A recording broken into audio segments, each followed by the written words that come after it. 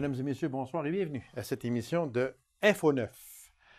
La première édition du Ice Challenge de Lassar fut couronnée d'un grand succès. Alors, pour nous en parler, je reçois un des principaux organisateurs de cet événement, M. Yannick Provencher. Yannick, bonsoir. Bonsoir, bonsoir. Yannick, on peut vraiment, mais vraiment dire mission accomplie.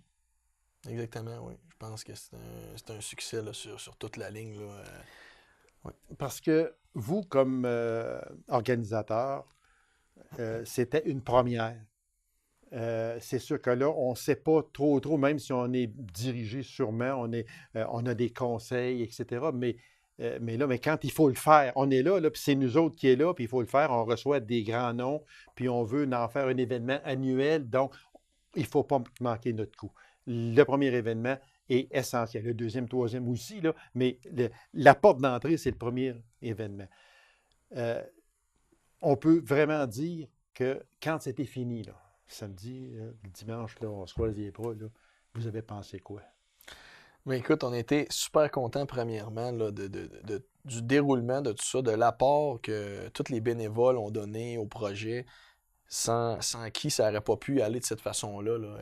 Les bénévoles, ils ont fait quelque chose d'incroyable. Il y en a eu beaucoup. Ah, écoute, sur toute la ligne, que ça c'est ceux qui se sont occupés de la piste, le Club Lyon qui s'est occupé, exemple, de toutes les navettes, placer les gens qui arrivaient en véhicule. On est obligé de s'ajuster à plusieurs reprises. On est obligé de s'ajuster à plusieurs niveaux. Au niveau de l'inscription, au niveau de tout ce qui était vidéo. Oui, exactement. On parle aussi de système de son. Système de son. On s'est ajusté sur toute la ligne. C'est ça. Mais on était très chanceux de ne pas avoir eu de problèmes majeurs sur rien. Ça a tout été des petits problèmes qui étaient presque majeurs, mais qu'on s'est corrigé, on s'est ajusté. Que vous avez réussi entre le vendredi et le samedi à corriger le tir. Exactement, grâce aux bénévoles. Puis, voilà. Mais bravo, chapeau à tout le monde. La température et les gens. Ouais. Les gens ont bien répondu, au-dessus de 4000 personnes ou environ. Ouais, même, je dirais, là, on n'a pas encore de réponse officielle, okay. Là, mais je dirais qu'il y avait même plus que ça. Là. Okay. On a parlé quand même, d'après moi, facilement d'un 5500 personnes. Là. Okay. Entre 5000 à 5500 qui étaient sur place le samedi soir. Puis ça, c'est sans compter là, les allées et venues, parce que je sais que normalement, quand ils comptent ça, ils comptent toute la journée au complet, comment est-ce qu'il y a eu de monde, plus le vendredi, plus le jeudi. Écoute, ça fait du monde pas mal. Fait que vous espériez avoir plusieurs milliers de personnes. C'était réussi. Ben, chapeau, vraiment. Et la température, on sait que c'était en haut de zéro. Mm-hmm. Est-ce que vraiment ça a eu un impact négatif? Là, je parle des coureurs, là, ouais. OK? Parce que les gens, c'est sûr qu'à plus 5, plus 6, plus 7, là, les gens sont heureux. Là. Ben, c'est ça. Mais est-ce que pour les descentes, est-ce qu'il y a eu des problèmes de glace?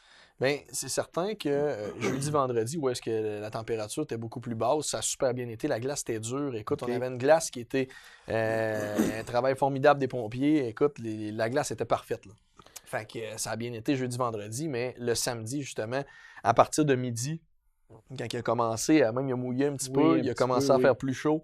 La glace, elle a ramolli beaucoup. Puis oui, ça nous a causé des problèmes, mais pas des problèmes majeurs encore là, parce que ça faisait pas longtemps que la glace avait ramolli. On était capable quand même de procéder à la compétition, mais ça aurait pu, là, avec un 6 à 8 heures de plus de cette température-là avant, ça aurait pu arriver que ça mette en péril un petit peu. Là, ouais. Hey, ça aurait été dommage, parce que tous les efforts mis là-dedans, puis je pense que la crainte aurait été plutôt qu'il fasse bien trop froid, qu'il fasse une tempête, qui vente avec un émeu, comme on dit. En février, on n'aurait jamais pensé qu'il voilà. allait faire, fait que, mais jamais on vous aurait dit, ouais, degrés. Mais tout d'un coup, qu'il pleut. Ben non, voyons donc. Ouais.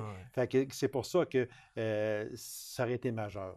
Oui, exactement. Puis là, on se considère chanceux dans les événements parce que nous, on a réussi à mettre à terme notre compétition, tandis que Bathurst, la fin de semaine d'après, je ne sais pas si vous en avez entendu parler, il n'y a pas eu de compétition, eux autres. Ah, OK. La glace a fondu. C'est pas des farces. C'est pas des farces. On est monté là-bas, on a fait 15 heures de route, puis il n'y avait rien. Là.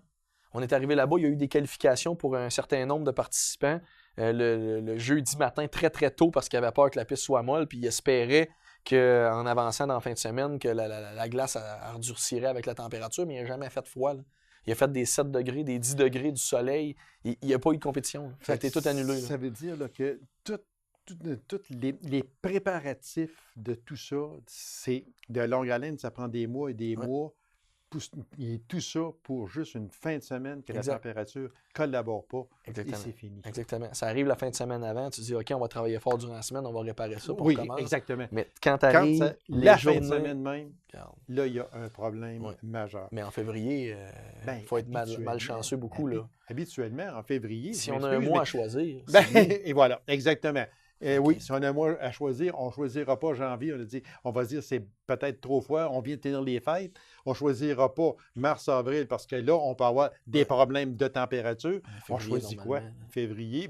Ça a failli avoir une température néfaste. Les gagnants, un Américain, un Français et un Canadien? Oui. On a Cameron Nass qui a terminé premier. Oui. On a Tristan Duguertil qui a fini deuxième. Puis on a Kyle Crooksall qui a fini troisième. Moi, j'ai lu les critiques de M. Crooksall, c'est ça? Oui, carrément. OK, qui, lui, là, il n'avait que des félicitations à faire à toute l'organisation. Puis même que j'avais pris en note ici que pour une première, là, que c'était des champions, tout simplement. Mais je pense que présentement, la marque qu'on a laissée auprès des compétiteurs, c'est vraiment ça. C'est vraiment que l'organisation était solide, c'était bien structuré, la piste était bien encadrée, bien conçue. Sur toute la ligne, tout ce qui était au niveau des compétiteurs, ça a été vraiment là, chapeau à tout le monde qui a participé à ça parce que les compétiteurs ont trippé. Okay. Il y a le représentant de la fédération, John Fisher, qui est arrivé, lui, jeudi en après-midi. Puis là, j'ai pris le temps de jaser avec lui. On était allé regarder la piste. Il y avait quelques petits détails là, qu'il voulait qu'on règle, mais tu sais, rien de majeur, c'était pas grave. Non. Il était super content. La première chose qu'il a faite quand il est arrivé là, il est venu les yeux grands comme ça. Il a fait « Wow, je pensais pas que c'était gros de même ». Fait que là, on a pris le temps de regarder la piste. On est allé s'habiller. On a descendu la piste parce que j'avais pas fait les lignes encore. Il y avait des lignes à faire pour les sauts et tout ça. Donc, il restait des lignes en peinture à faire. On a descendu une fois en faisant les lignes. On a redescendu une fois pour vrai à pleine vitesse. Puis quand il est arrivé en bas, il a dit, Yannick, il dit, c'est la piste que j'ai aimé le plus faire cette année à date. Là. Il dit, c'est la plus belle piste que j'ai faite. Là. Puis tu sais, on parle de Marseille, on parle de la Finlande, on parle de... Oh, bravo! Fait que, on était vraiment, vraiment contents. Moi, c'était notre cadeau d'entendre ça de venant de lui. C'est votre paye, autrement dit. Exactement, de se faire dire ça. Écoute, j'étais super content. Puis là, ça a comme enlevé un petit stress parce que les pros n'étaient pas tous arrivés encore. Les gars n'avaient pas encore descendu. Fait que lui nous dise ça, ça comme fait, que normalement, ceux ça qui vont bien descendre, aller. Là. C'est ça. Exactement. Pour la participation des concurrents, c'était aussi à votre goût? C'était le nombre de participants? Écoute, on a eu environ 95 compétiteurs. Le vendredi, ou peut-être un petit peu plus, là, parce qu'il y en a qui se sont ajoutés sans l'inscription. Puis, on a eu 28 compétiteurs le jeudi, à part les femmes le samedi matin, qui étaient 25. Ah, mon Dieu. Donc, tu sais, on arrive facilement à, je dirais, 117 plus 25. Regarde, on arrive au-delà de 135 compétiteurs. C'est ça. Bravo. Puis il y avait aussi des femmes qui participaient. Fait que Jeanne Chouinard, c'est ça? Qui a remporté, oui, exactement. De Sherbrooke. Une fille de Sherbrooke. Une fille de Sherbrooke. Quelles sont les chances, Yannick, de revoir une pareille compétition l'an prochain? Elles sont grandes. On va travailler fort pour qu'il y en ait une. C'est sûr qu'avec ce qu'on a présenté à la fédération, je pense que quand ils vont être rendus à réviser les places où est-ce qu'ils devraient en avoir une, je pense qu'on va être dans les premiers, nous autres, puis Batters. Puis, écoute, on commence déjà à en parler dans les courriels avec la fédération, à savoir qu'est-ce qu'on va faire l'année prochaine, comment est-ce qu'on s'enligne. Rien d'officiel, mais on en parle regarde bien. Ça regarde bien. Ça ne veut pas dire que du jour au lendemain, ils peuvent arriver et dire, regarde, il n'y en a pas pour X raisons, mais présentement, ça regarde super bien. Là, puis on espère vraiment qu'on va travailler fort pour en avoir une. En 30 secondes, Yannick, belle implication de la communauté. Il y a des remerciements à faire aussi. Écoute, des remerciements à tout le monde. Je ne veux pas l'oublier, mais j'ai les jeunes de l'école Polino. de la Polino qui sont venus nous aider. Un gros merci. Le Club Lyon qui a fait un travail incroyable. Là. Alain Brodeur qui a chapeauté là, la gang Lyon pour réussir à s'ajuster pour les navettes, le transport puis tout ça. Ça a été incroyable. Les pompiers qui ont fait un. Oui, on parle même de 90 000 gallons d'eau qui ont été déversés. Si c'est pas 100 000. C'est pas 100 000. Mais regarde, les pompiers, la ville. J'en oublie plein, là, mais merci à tout le monde, les bénévoles simples là, qui sont venus là. Regarde, c'était merveilleux. Merci Yannick, merci. Puis bravo à toute l'équipe. Puis on vous souhaite une deuxième compétition l'an prochain. Merci beaucoup. C'est moi qui vous remercie. Alors, mesdames et messieurs, courte pause, on vous revient immédiatement après. Restez avec nous.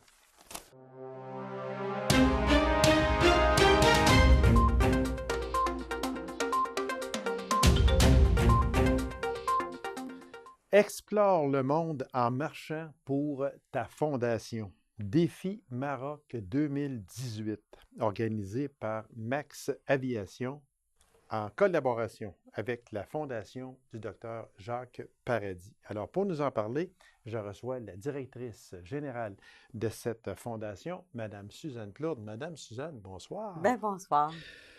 Toujours un grand plaisir de vous recevoir, Madame Suzanne. Et vous avez tellement de beaux dossiers tout le temps, tout le temps, tout le temps. Et puis, mais là, c'en est tout un, là. Hein? Tout là, à c'en fait. est tout un. Oh, oui. D'ailleurs, c'est dans mon intro, je disais Défi Maroc 2018. OK? Fait qu'on va se revoir d'ici à ce temps-là. Ah, absolument. Je suis persuadé. Assurément. Assurément. Oui. Bon. Un autre beau défi pour une autre bonne cause que tout le monde connaît maintenant très bien. Alors, Madame Suzanne, quel est ce défi? Bien, le défi, en fait, c'est une activité caritative au profit de la Fondation. OK. Et la cause, bien sûr, cause première au Québec, cause première chez nous, qui est la santé. Oui. Donc, on ne le répétera jamais assez. C'est important. C'est important d'avoir des équipements. C'est important d'avoir de bons équipements pour avoir de bons professionnels de santé. Et ici, en région, maintenant, on parle de région, mais dans notre secteur de l'Abitibi-Ouest, également, on a besoin d'équipements. On veut recevoir des soins. Donc, c'est le défi, la cause. C'est vraiment chez nous qu'on veut ramasser des sous pour maintenir ce qu'on a déjà. Parce que c'est un défi qui se veut un défi régional, on peut dire ça comme ça, mais chaque fondation va avoir sa participation. Tout à fait. Chaque fondation va aller chercher des participants, dont, exemple, la Fondation Dr Jacques Paradis. Tous les participants qu'on aura recrutés vont amasser des fonds pour l'Abitibi-Ouest, pour la Fondation hospitalière Dr Jacques Paradis. C'est ce qui est, oui, c'est ce qui est important aussi de dire, parce qu'on ne voudrait pas que les gens pensent, et je ne pense pas que les gens pensent de même, mais c'est bon de faire une mise au point quand même. On ne voudrait pas que vous vous fassiez dire, bien, moi j'irais bien, mais là j'aimerais que ce soit ce que je vais ramasser, que ça aille à ma fondation et non pas régional. Tout à fait. La mise au point est faite. C'est clair. Ceux qui vont y aller de l'Abitibi-Ouest, les fonds amassés vont rester pour la Fondation Dr Jacques Paradis. Tout à fait. Puis je pense aussi, une autre précision qui est importante, c'est que chaque participant défraie à 100% tous les coûts de ce voyage. OK. Donc, il n'y a pas aucun sou de don qui va... Exactement. On va en parler un petit peu tantôt de ça. Mais non, mais c'est vrai. Non, mais c'est quand même très important de le dire.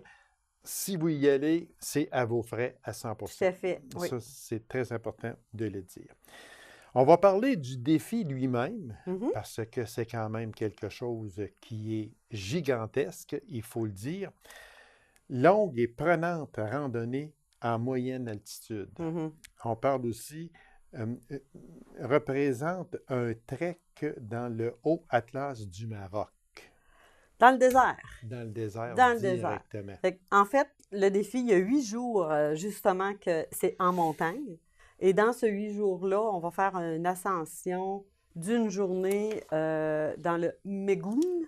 Oui, exactement. qui est une grosse montagne. Oui, qui a 4068 mètres à de peu près hauteur. 12 pieds. Oui, Ouais, c'est ce qu'on nous a dit. On est dans les bons... Oui. Et on fait la descente en 2 jours. Pourquoi en OK. 2 jours? Parce qu'il y a des fabuleux lacs, il y a des fabuleux points d'eau où il nous serait permis de baignade.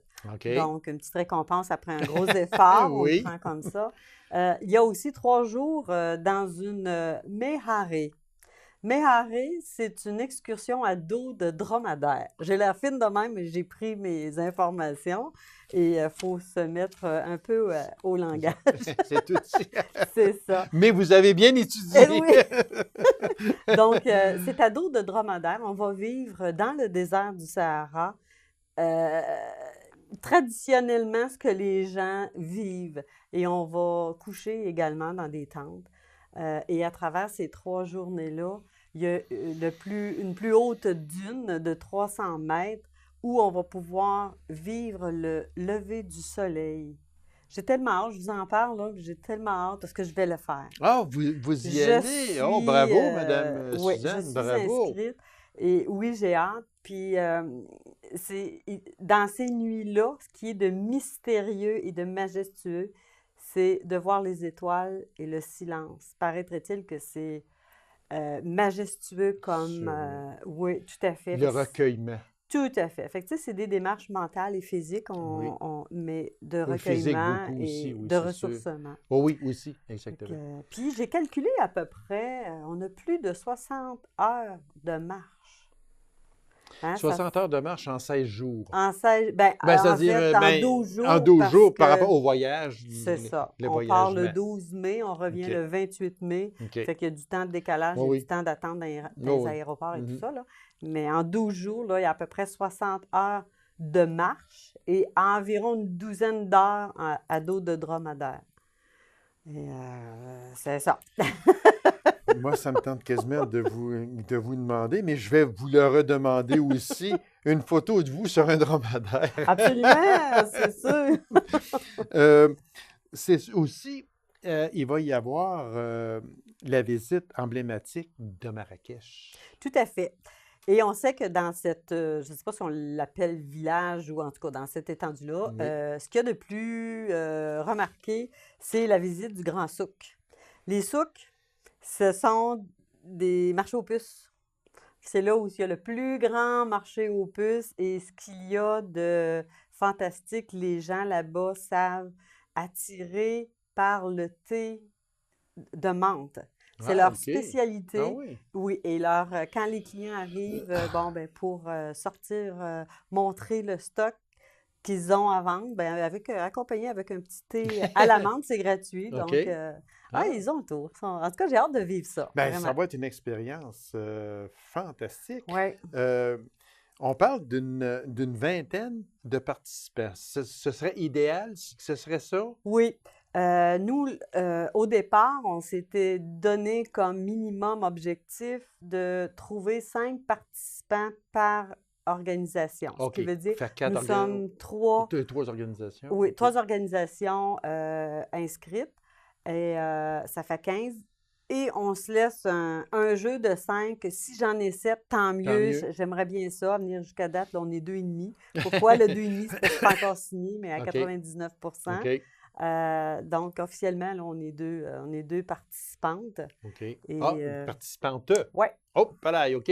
Non, c'est bien. Oui. Bien. Et la deuxième participante, ce qu'il y a de particulier, c'est une participante qui ne demeure pas en Abitibi-Ouest, mais qui a vécu en Abitibi-Ouest, qui est maintenant, qui demeure à Terrebonne. Et elle va le faire pour l'Abitibi-Ouest. Pour la Fondation Dr. Jacques Paradis. Oui. Elle ne me dira pas de nom, c'est sûr. Oui, je vais vous le dire tantôt. OK. Tantôt. Oui, j'aime ça faire durer le plaisir. OK. OK, là, on va arrêter jusqu'à temps que vous me disiez non.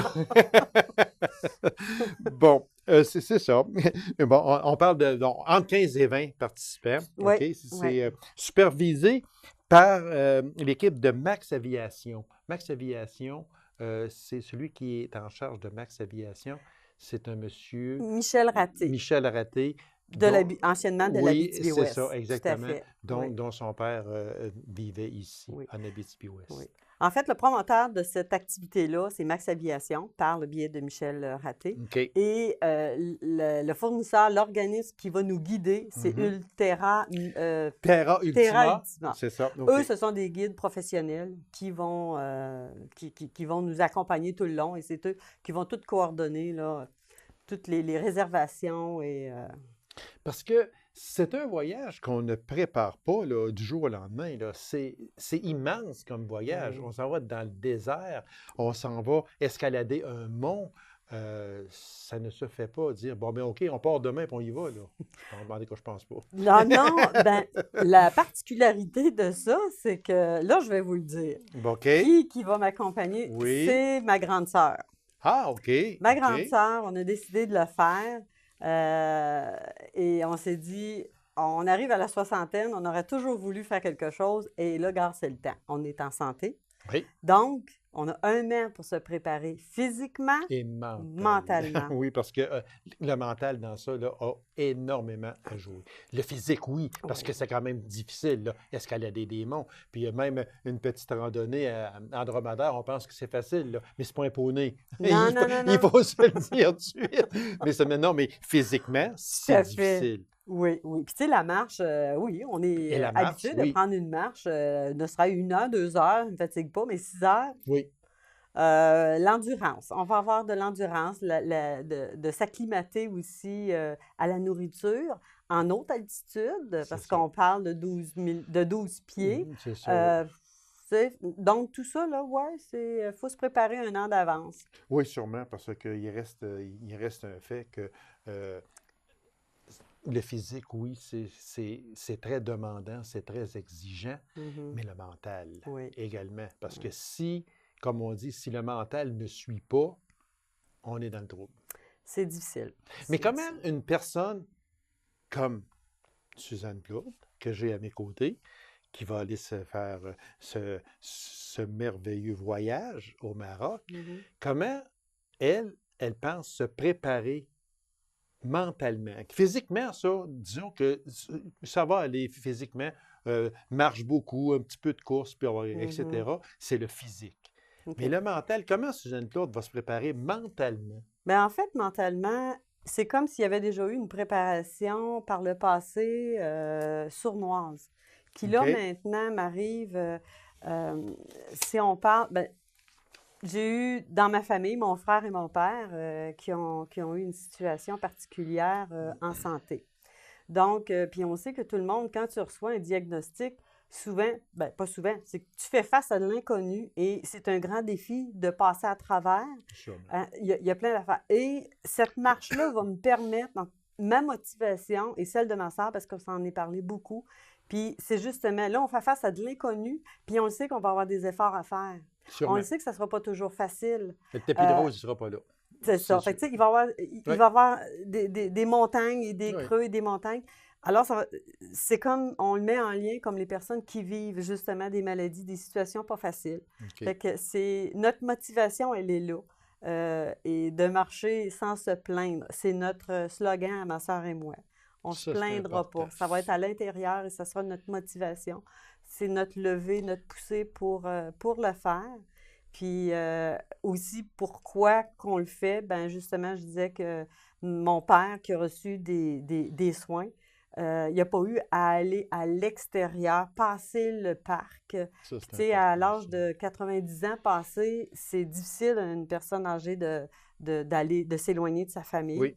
Et mon frère qui a aussi reçu des soins en oncologie et tout ça, qui vit également avec une déficience intellectuelle.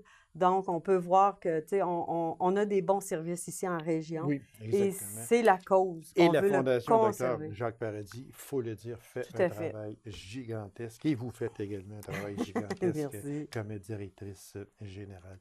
Parce que ce ne sera pas toujours un tapis de rose, c'est certain, mais seulement que c'est comme vous l'avez si bien dit, je pense que, et c'est important de le dire, ça va se passer à l'intérieur. C'est sûr qu'il y a des matins que vous allez vous lever, puis ça ne vous tentera peut-être pas de chanter. On va peut-être avoir des ampoules puis des courbatures. Ça ne sera pas des 25 watts, c'est ça? Ça va être des grosses ampoules. J'aimerais qu'on parle de 3 points forts. D'accord. OK? Dans les points forts, découvrir un des plus vieux peuples de l'humanité, les Amaziques, c'est ça? Marrakech, fascinante, éblouissante, étourdissante, hypnotisante. On en fait, on peut en parler beaucoup. Puis, le Haut Atlas est un livre ouvert sur l'histoire géologique de la Terre, peu de chaînes de montagnes, etc., etc. Ce sont 3 gros points forts. Oui, tout à fait. L'émerveillement de l'étendue sablonneuse, l'air ou la température froide mais sec, des nuits étoilées. Je crois que ça va être la première fois que je vais être si près des étoiles, que je vais si près Sûrement, des étoiles. Oui. Donc, c'est toute cette ambiance-là. Et c'est un peuple très chaleureux qu'on nous a dit et très... ils aiment ça avoir de la visite. Oui. OK. C'est ça. Fait qu'on va vivre des belles choses, des belles affaires. Il y a une chose dans ça aussi, Mme Plourde, c'est que nous, on a ici, je parle d'ici, dans le secteur, on a une personne qui vient du Maroc, qui pourrait peut-être, mais je pense qui vous a offert, je pense aussi, de vous aider, qui s'appelle Karima. OK. OK. Fait que peut-être que moi, en tout cas, parce que quand je lui ai parlé de ce voyage-là, elle dit si, Gaby, si tu as besoin d'informations, parce qu'elle vient de Casablanca. Okay? Ben c'est là où l'avion va atterrir après ça. Fait qu'elle est libre de vous donner tous les renseignements voulus. Ben super. Puis, j'en ai parlé un peu avec elle et elle a dit, Gaby, je connais tout ça. Elle vient du Maroc. Alors, ben, c'est super. Oui, exactement. Une autre expérience qu'on va vivre, justement, la grosse avion va atterrir à Casablanca et nous prenons un avion de brousse pour s'en aller au Marrakech. Toute une expérience, ça aussi. Ça va être assez fantastique, assez extraordinaire. Une promesse que vous me faites, vous allez venir certainement revenir nous en parler de ce voyage-là avant que puis nous donner le plus possible où on est rendu et puis aussi le nombre de participants qu'on voudrait qu'il soit quand même entre 15 et 20. Juste peut-être ici, j'ai ça dans mes notes, j'espère ne pas prendre trop de temps, là, mais seulement qu'il y a des coûts qui sont reliés à ça. Et puis, en fait, les coûts, nous, ce qu'on a absorbés par chaque personne. Oui. En fait, c'est entre 4 000 et 5 000 qu'on s'est mis là, globalement. Voilà. Parce qu'on parle de prix par personne. 3 075 si le groupe est de 10 à 12 personnes, 2 850 de 13 à 16 personnes, 2 725 de 17 à 20 personnes. Ça veut dire qu'il faut se figurer un 4 000 Oui, parce qu'il y a l'équipement. Il ne faut pas penser. Oui, exactement. J'arrive pas là avec mes bottes d'hiver. Il y a quand même des équipements qu'il faut s'acheter. Puis, j'aimerais aussi ajouter que les gens, bientôt, on va avoir une page, comme les activités qu'on a sur notre page du site de la Fondation Dr Jacques Paradis, avec un lien de la page, justement, de notre activité du Maroc. Et nos photos vont apparaître et les supporters vont pouvoir faire leurs dons directement et ça rentre directement à la Fondation. Ça rentre directement. Madame Plourde, merci beaucoup. Je ne vous souhaite pas un bon voyage suite parce que je veux que vous reveniez avant le départ, puis on va parler aussi de nourriture et de toutes sortes de choses. Merci beaucoup, puis bonne chance, puis ceux qui veulent y participer, Fondation Dr Jacques Paradis. Merci beaucoup. C'est moi qui vous remercie. Alors, mesdames et messieurs, merci d'avoir été là et on vous donne rendez-vous à une prochaine émission d'Info 9. Au revoir.